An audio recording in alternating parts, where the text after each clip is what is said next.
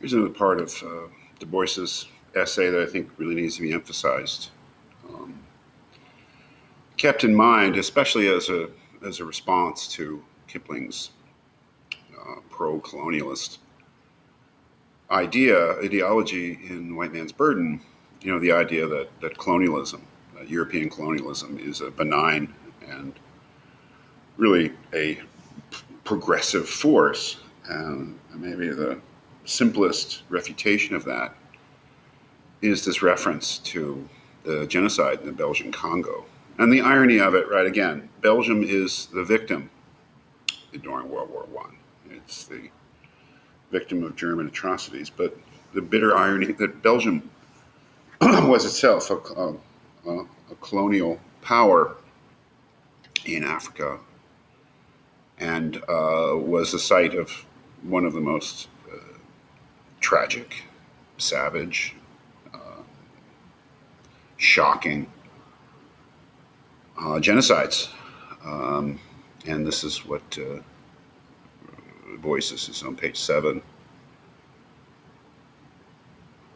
where DuBois says, "Behold, little Belgium," the victim. I mean, and legitimately, right? I mean, Belgium was victimized by Germany, but and DuBois is not denying that, but he's saying, well, remember what Belgium did in Africa, right? Behold, little Belgium and her pitiable plight. But has the world forgotten Congo? What Belgium now suffers is not half, not even a tenth of what she has done to Black Congo since Stanley's great dream of 1880. Down the dark forests of inmost Africa sailed this modern Sir Galahad in the name of, quote, the noble-minded men of several nations to introduce commerce and civilization. What came of it? Rubber and murder, slavery in its worst form. And then some really interesting quotes from eyewitnesses to what happened. The inhumanity, the murder on a mass scale. In Belgium,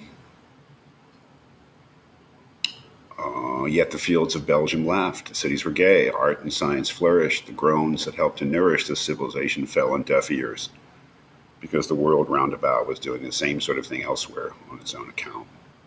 Kind of a conspiracy amongst the European nations, basically, that not to say anything about the mass murder, the genocide in the Congo, because they were more or less doing the same thing, maybe not at that scale in other parts of the world. So it is a great response to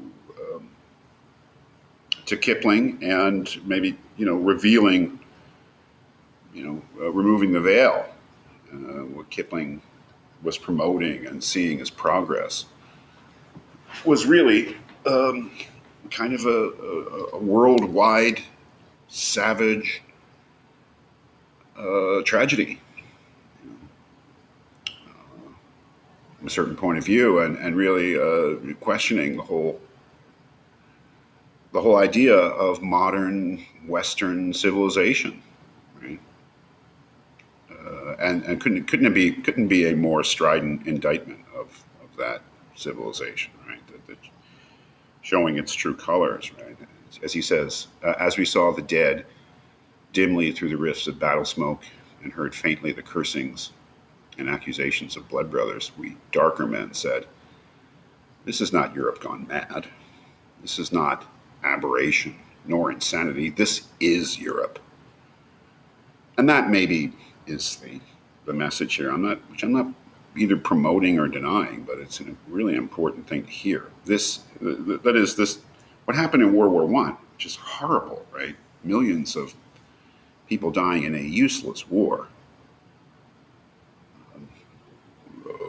Du Bois saying this isn't Europe gone mad. This is Europe, right? This is something that's fundamentally sick, he would say, about modern Western European / American civilization.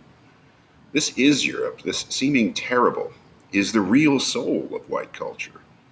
Back of all culture, stripped and visible today, this is where the world has arrived. These dark and awful depths and not the shining and ineffable heights of which it boasted, which is the white man's burden, as Kipling.